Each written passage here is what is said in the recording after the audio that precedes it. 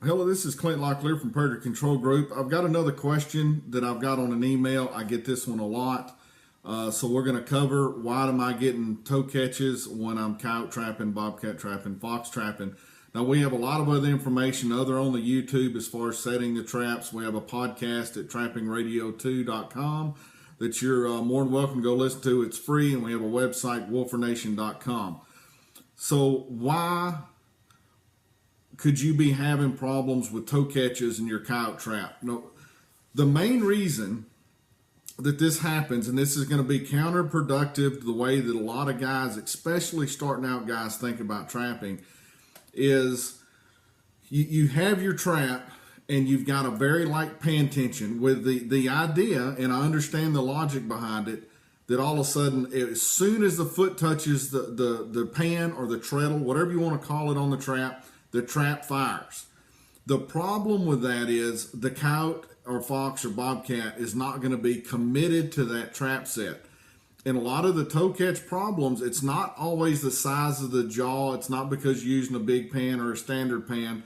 It's because you don't have enough pan tension.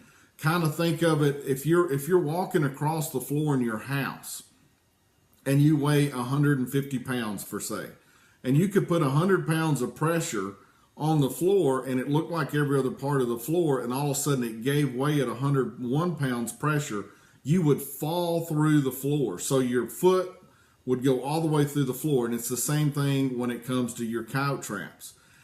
You want to have a good, honest to goodness, 2 to 3 pounds of, at a minimum, pan tension on the trap. So if it's a dogless, you may have to figure out how to do that. If it's a nut and bolt type trap with a dog on it, you can tighten it up. Now 2 to 3 to 4 pounds, 2 is bare minimum, 3 is a decent average, 4 is more if you're more concentrating on coyotes. And if you're working coyotes in the summertime, you can go up to 4.5 and 5 pounds.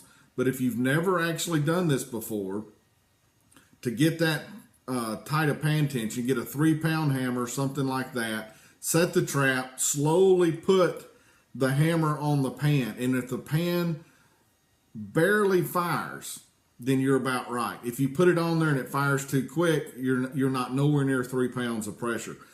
If you're doing this for the very first time, trust me, I know you're going to think there's no way in the world I'm going to catch any animal with 3 to 4 pounds of pressure because it's too hard to put the trap on. But if you'll trust me on this one thing, and you bump that pan tension up when you go out and you put these in the ground and it's solidly bed inside of your trap bed at your trap set, whether it be a dirt hole or flat set, doesn't make any difference.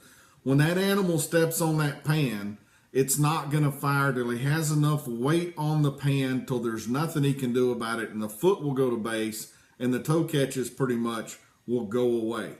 The other way that you may be having toe catches is you're not making toe catches, but you have too weak of a trap.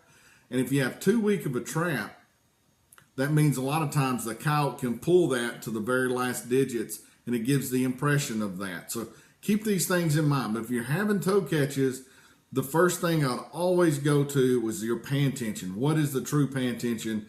And there's all kind of videos here on YouTube how to do that. And then if that's still not the problem, is the trap too weak to keep the coyote held where you first catch it?